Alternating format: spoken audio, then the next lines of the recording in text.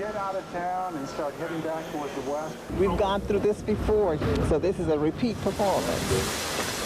On August 28th, not even 2 months after Bertha made landfall, a Category 1 hurricane developed in the Atlantic. Within a week, Hurricane Fran strengthened into a Category 3 storm, and on the morning of September 4th, the National Hurricane Center issued a hurricane watch for the Carolina coast. Later that evening, Fran would reach its peak intensity as a Category 3 hurricane with sustained winds of 120 miles per hour. The storm's presence loomed over the Carolinas that night, while hurricane warnings were issued along the coast of southeastern North Carolina. Although Jim Ring rode out Bertha in his home in Curie Beach back in July, one hurricane was enough for him.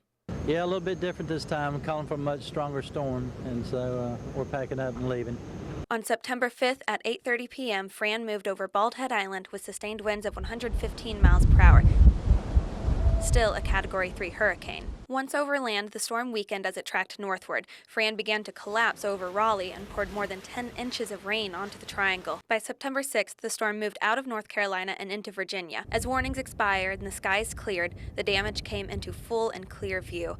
Areas away from the coast were not spared by Fran. Along with the tremendous rainfall, hurricane-force winds struck as far inland as Durham. Thousands of trees were blown down, streets were flooded, and 1.5 million people lost power. The day after Fran hit, President Clinton declared a disaster for the state. Hurricane Fran became the costliest hurricane to hit North Carolina up to that point. It killed 24 people in the state.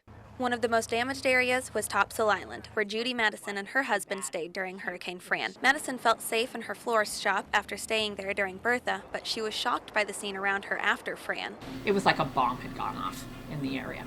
The florist shop, located in the middle of the island, only suffered minor damage, but the rest of the island was nothing like it had been the day before. There was a fire station across the street. We saw it blow right over.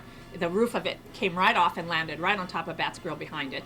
The National Guard, along with search and rescue teams, arrived and worked tirelessly to get anyone still on the island to safety. Further down the coast, curfews were put in place for New Hanover County, and the beach towns of New Hanover were closed completely to all but emergency workers. About 75% of homes in Wilmington were damaged. The historic First Baptist Church downtown lost its 197-foot steeple to the winds. The pastor was heartbroken by the steeple's fall, but he knew he had to look ahead to the future. Just a building.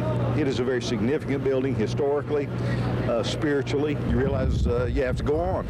In the wake of Hurricane Fran, surrounding communities began to offer their help. The Salvation Army came with supplies, schools began collecting donations of food, and neighbors worked to help each other in any way they could. Friends and family moved back into their homes, and together, North Carolina began to rebuild. Eventually, everything got built back, and it got built back better.